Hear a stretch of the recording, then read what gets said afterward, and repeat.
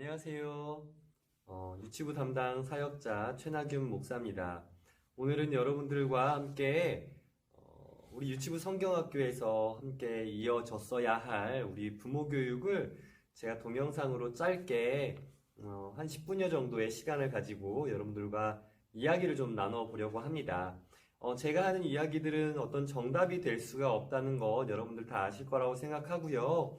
제가 공부하면서 여러분들과 나눠보고 싶었던 우리 부모님들과 함께 나눠보고 싶었던 이야기들을 좀 모으고 모아서 이 시간에 여러분들과 함께 나눠볼 생각입니다.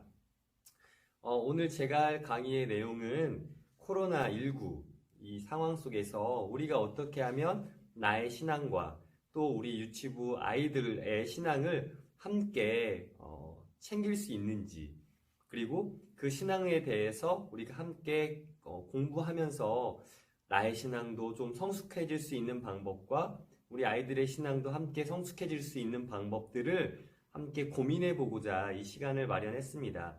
물론 우리 교회에서 우리 함께 예배드리면서 많은 것들을 함께 나눌 수 있겠지만 교회에 나오지 못하고 있는 학생들도 우리 친구들 너무나 많고요. 또 교회에 나온다 하더라도 일주일, 참 긴 시간이라고 할 수 있는 그 일주일이라는 시간 중에 1시간 정도밖에 안 되는 그 짧은 시간 동안, 그리고 예배 시간도 1시간이 아니죠. 길어야 한 40분 정도에 되는 그 시간 동안 우리 아이들의 신앙 교육이 이루어질 수 있을지는 사실은 굉장히 어렵다라고 여러분들께 말씀드리고 싶습니다.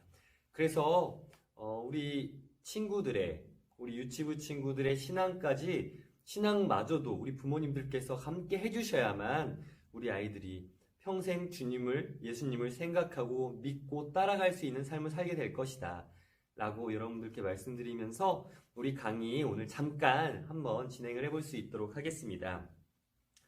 코로나19 시대가 시작됐죠. 어쩌면 코로나 시대라고도 얘기를 합니다. 이 코로나 시대가 시작되면서 참 많은 것들이 달라졌습니다. 특별히 이제는 마스크가 없으면 안 되는 시대가 되어버렸죠. 어느 곳에 가서든지 마스크를 꼭 착용하면서 살아야 합니다. 우리 아이들도 마찬가지죠. 유치원, 어린이집에서도 마스크를 착용하고 살아가는 참 어려운 상황에 놓여 있습니다. 또 어떤 변화들이 있었죠? 코로나19가 처음 시작되면서부터는 가정에서 함께 할 수 있는 시간들이 정말 많이 늘어갔습니다. 그래서 어떤 설문조사에 리서치를 보게 되어지면 코로나19로 함께하는 부모님들의 시간, 자녀와 함께하는 시간, 코로나가 시작되고 나서 가정에서 맞벌이가 아닌 홀벌이, 아버지나 어머니가 아이와 함께 할 수 있는 시간의 그 평균을 내봤더니 10시간 정도가 된다고 해요. 참 긴 시간이다라고 말할 수 있겠죠. 그런데 코로나 이전과 코로나 이후에 가족들이 함께 할 수 있는 시간을 평균을 내봤더니 약 3시간 정도가 차이가 난다고 합니다. 그러니까 그 이전에는 7시간 정도 함께 할 수 있는 시간이 있었으나 이제는 한 10시간 정도로 그 시간이 늘어났다라고 하는 것이죠. 이렇게 코로나가 시작되고 나서 몇 가지의 변화들이 있었지만 오늘 우리 이 강의의 키워드는 함께하는 시간이다 라고 말할 수 있을 것 같습니다. 왜냐하면 함께하는 시간을 통해서 여러 가지 좋은 더 장점인 일들이 일어났고 또 단점이라고 말할 수 있는 일들도 함께 일어났기 때문입니다. 함께하는 시간이 늘어나면서 그것을 어떻게 보내느냐가 매우 중요해졌죠. 부모와 자녀의 그 심리적 공간들이 늘 있기 마련인데 이 심리적 공간들을 잘 메꿀 수 있느냐, 잘 메꿀 수 없느냐가 큰 차이를 만들어 버리게 되었습니다. 그래서 그 심리적 공간을 더 벌려버리게 되어진다면, 자녀와 부모 간의 공간이 더 커져 버리게 되어진다면 가정폭력이 일어날 수 있겠죠. 그래서 자녀들을 이해할 수 없고 자녀들이 나의 말을 듣지 않게 되어진다고 한다면 결국 폭언, 폭력 등 여러 가지 방법을 사용한 가정폭력이 일어날 수 있겠고요. 또 한 가지는 이제 심리적 단절이 일어날 수 있습니다. 조금씩 이 아이는 나에 대한 신뢰를 잃어갈 것이고 나 또한 이 아이에 대한 신뢰가 이루어지게 되어지면서 서로가 서로를 믿지 못하게 되어지는 심리적 단절이 계속해서 벌어지게 될 것입니다. 그런데 반대로 우리의 그 심리적 공간들을 자녀와 부모 간의 시간들을 잘 메꾸어 갈 수 있게 되어진다면 서로 간의 그 연대감이 강화가 되겠죠. 하나의 가족이다라는 것이 더욱더 강하게 똘똘 뭉쳐지게 되면서 아빠, 엄마는 나를 사랑하는 사람이야. 아빠, 엄마랑 함께하는 것이 나는 너무너무 즐거워. 나는 엄마와 아빠와 함께 할 거야 라고 하는 그런 연대감이 점점 이제 증가되면서 가족들끼리의 서로 이해하고 용서하고 사랑할 수 있는 그러한 시간들을 더 풍성히 가질 수 있는 기회들이 더 늘어나게 될 것입니다. 또 있을 수 있겠죠? 덕분에 챌린지라고 여러분 아시죠? 보통은 우리가 우리 간호사들, 의사들 덕분에 라고 하면서 여러 가지 표현들을 우리가 많이 사용했었습니다. 그런데 어떤 그 자료를 보니까 이 덕분에라는 자료, 이 덕분에라고 하는 챌린지가 원래는 의사, 간호사가 아니라 우리 부모님, 우리의 자녀 덕분에라는 표현으로 시작이 되었다라는 내용을 제가 본 적이 있습니다. 그러니까 이런 거예요. 자녀와 부모 간의 그 간격이 벌어지게 되었다가 이제는 그 간격이 점점씩 메꾸어지게 되면서 줄어들게 되면서 나의 모든 것은 우리 부모님 때문이구나. 부모님 덕분이구나. 내가 지금 누릴 수 있는 행복은 우리 자녀 덕분이구나. 라는 것들을 함께 공유하면서 그 표현들, 그러니까 감사하는 표현들, 고마움의 표현들을 행동으로 말로 표현할 수 있게 되어진다는 거죠. 그러니까 그런 좋은 순기능 또한 일어날 수 있다라고 여러분들께 말씀드리고 싶습니다. 자, 그런데 이 시대가 지금 그런 상황인데 사실 지금 우리에게 있어서 가장 중요한 것이 무엇이냐라고 이야기를 한다면 우리의 신앙일 것이에요. 자, 가족들과 함께하는 시간들이 늘어나면서 우리의 신앙, 나의 신앙, 그리고 가족들의 신앙까지도 우리가 함께 공유하고 함께 나누어지는 그러한 시대가 이 시대에는 지금 되어버렸다라고 할 수 있습니다. 왜죠? 교회에 함께 나올 수 없기 때문이에요. 나는 나가고 싶은데 나의 자녀 때문에 교회에 나오지 못하는 상황이 벌어지기도 하고요. 또는 나의 자녀가 나 때문에 교회에 나가지 못하는 상황이 벌어지게도 되는 참 아이러니한 그런 시대가 되어버렸습니다. 그 코로나라는 것이 참 이렇게 감염성이 강하고 많은 사람들에게 어려움과 고통을 나누어주기 때문이죠. 그래서 개인의 신앙이 굉장히 중요해진 이 코로나19 시대가 되었는데 그래서 어쩔 수 없이 이루어진 것이 이제 온라인 예배라고 하는 것입니다. 이 온라인 예배를 가지고 우리는 우리 개인의 신앙을 성숙해 가는 것이 매우 어렵다라고 이야기를 하죠. 왜일까요? 집중이 안 돼서예요. 텔레비전으로, TV로 또는 컴퓨터로 우리의 그 예배를 드리려고 하니까 사실은 적응이 안 되는 거예요. 여러분들도 아마 충분히 그런 경험들을 해보셨을 거라고 생각합니다. 그런데요, 여러분 생각해 보세요. 컴퓨터로 또는 핸드폰으로 또는 TV로 드라마를 보신다면 여러분 집중 못 하시겠나요? 예능을 보신다면 집중 못 하실까요? 아니에요. 집중할 수 있어요. 그런데 왜 유독 예배에는 집중할 수 없을까요? 저는 그것을 적응의 문제라고 생각을 했습니다. 어느 정도의 이 예배를 온라인 또는 모바일로 예배를 드리는 그 모든 시간들을 우리가 어느 정도의 적응이 필요하다라고 인정하고 그 적응할 수 있는 기회를 가지고 노력한다면 우리는 충분히 이 모바일 또는 온라인 TV를 통해서 예배가 그러니까 신령과 진정으로 드려질 수 있는 그런 예배가 충분히 가능할 수 있다라는 것을 저는 믿고 또 그렇게 생각하고 있습니다. 사실 우리는 모여서 예배를 드리지 못하는 그 안타까움 그런 것 때문에 참 불만과 불평들을 많이 가지고 있는 편 같아요. 그런데 우리는 모여서 함께 예배를 드리지 못해서 안타까워하고 있기보다는 좀 해결책을 찾기 위한 노력이 필요할 것이라고 생각합니다. 그래서 그 두 가지 대안을 제가 제시를 해놨어요. 첫 번째는 분위기를 적응하기 위해 노력하라라는 것이죠. 저는 그래서 이러한 노력들을 좀 할 필요가 있다고 생각합니다. 어느 정도 녹화되어 있는 예배들을 계속해서 보는 거죠. 옛날에는 우리 코로나 이전에는 우리 담임 목사님이 설교만 그렇게 넣어놨지만 온라인에 이제는 예배의 모든 부분이 그 온라인에 들어가 있는 경우가 있습니다. 그런 것들을 우리가 보면서 이 예배에 조금 더 깊이 들어갈 수 있도록, 집중할 수 있도록, 적응할 수 있도록 우리가 계속해서 그것을 자주자주 이게 보게 되어지면서 우리의 신앙을 만들어가기 위한 노력이 어느 정도 필요할 수 있다라는 것을 첫 번째로 여러분께 대안으로 말씀드리고요. 두 번째로는 우리의 마인드의 변화가 필요하다라는 것입니다. 우리의 마인드의 변화가 필요하다라는 것은 제가 드린 이 강의안을 읽어보시면 아시겠지만 할 수 있다. 내가 비록 이 온라인 예배를 드리더라도 예배를 신령과 진정으로 영과 진리로서 예배를 잘 드릴 수 있다라고 우리의 믿음 안에 마인드 안에 그것들을 가지고 있음을 통해서 우리의 행동으로까지 드러나게 되어지는 그런 열매를 맺을 수 있어야 한다라는 것입니다. 우리가 교회에서 함께 예배를 드리더라도 설교 시간에 졸지 않기 위해서 설교 노트를 작성하는 분들이 계세요. 그것 또한 저는 마인드의 변화를 통해서 갖게 되어진 하나의 열매라고 생각합니다. 그러니까 우리의 그 온라인 예배도 마찬가지겠죠.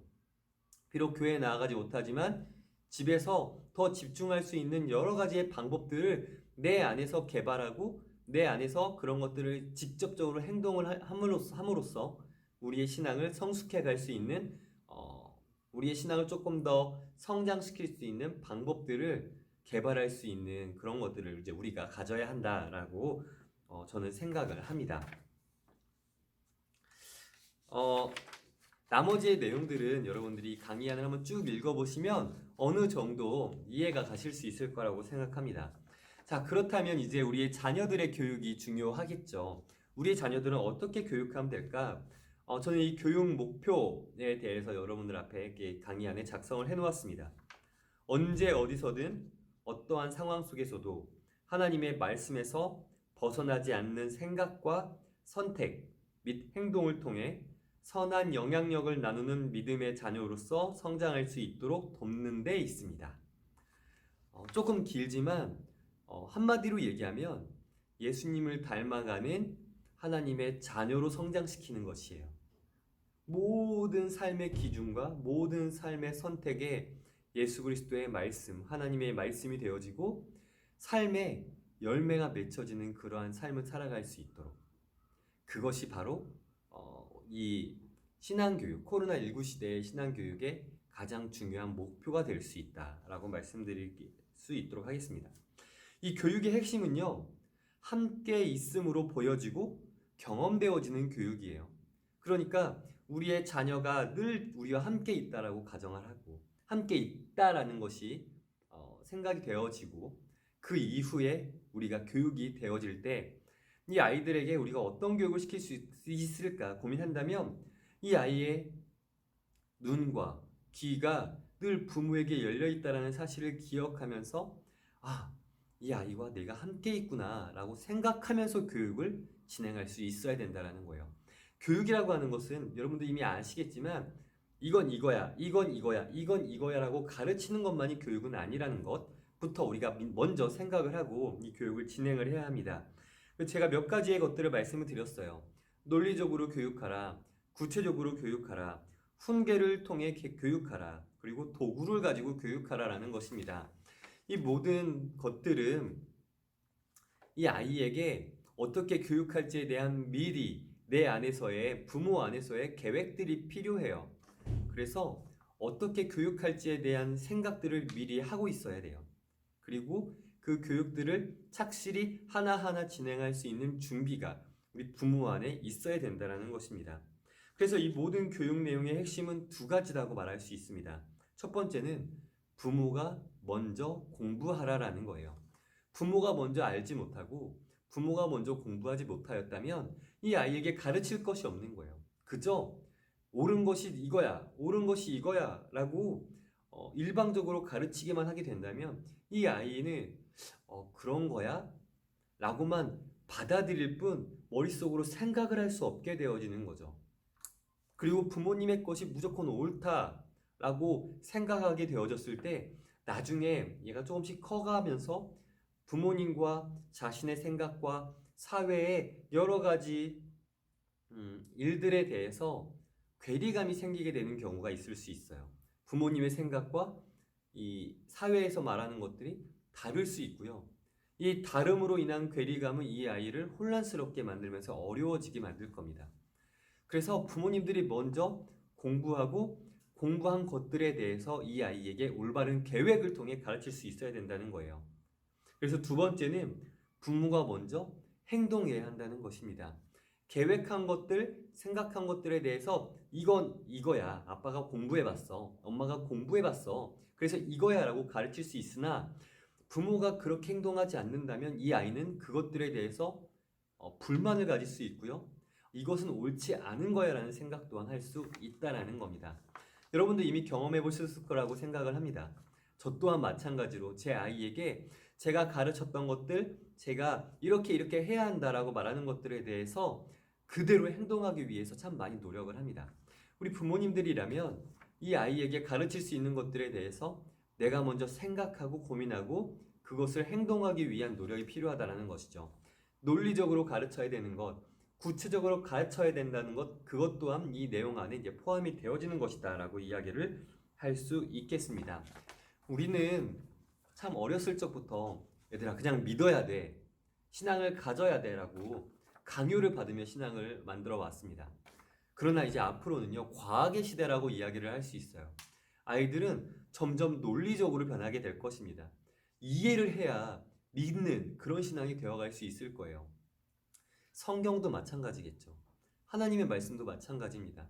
우리 부모님들께서 막 성경에 대해서 공부하시고 성경을 이해하시기 위해 노력하시고 성경을 통해서 이 아이에게 하나님의 말씀과 하나님의 뜻이 무엇인지에 대해서 가르칠 수 있는 어느 정도의 능력을 가지신 부모님들이 되어주셔야만 우리의 자녀가 신앙이 성숙해 갈 수 있게 되어지는 거예요.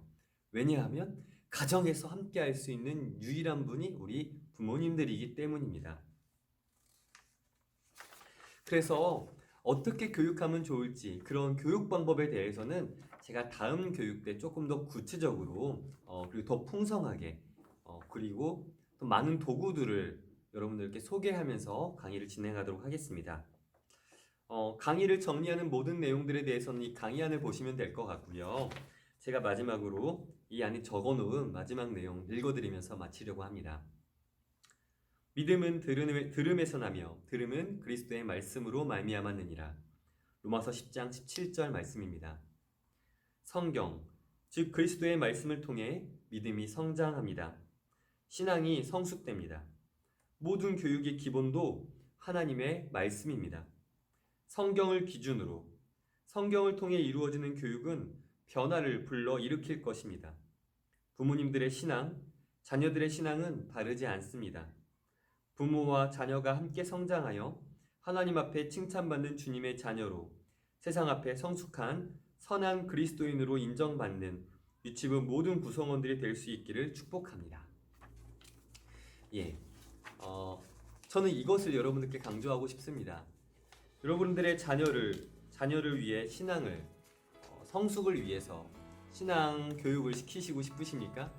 그렇다면 제가 말씀드린 이 교육, 논리적으로 교육하라는 것, 그리고 구체적으로 교육하라는 것, 훈계를 통해 교육하라는 것들, 이 모든 사실들에 대해서 성경을 이곳에 적용하여서 가르치시기 바랍니다. 모든 성경은 하나님의 감동으로 된 것으로 하나님의 디모데후서 3장 16절의 말씀처럼 의로 교육하기에 유익하니라고 표현한 것처럼 하나님의 말씀을 아이들에게 잘 심겨질 수 있도록 우리 부모님들께서 논리적으로, 구체적으로, 훈계를 통해 또 여러 가지 도구들을 사용하여 아이들에게 하나님의 말씀을 가르치심을 통해 좋은 열매 맺을 수 있는 우리 아이들이 그리스도의 자녀로서 멋진 열매로서 맺혀질 수 있는 모습들이 되어질 수 있도록 우리 부모님들이 먼저 준비되시고 계획하시고 먼저 행동할 수 있는 분들이 되셨으면 좋겠다라는 생각을 하게 되어집니다. 한 15분 정도, 17분 정도 되는 긴 시간 동안 여러분 함께 해주셔서 참 감사합니다. 우리 주일날 우리 유치부 친구들은 만나도록 하고요. 우리 부모님들과 함께 또 여름성경학교의 그 귀한 시간들 동안 함께 만날 수 있는 귀한 시간 갖도록 하겠습니다. 자, 여러분 감사합니다. 수고하셨습니다.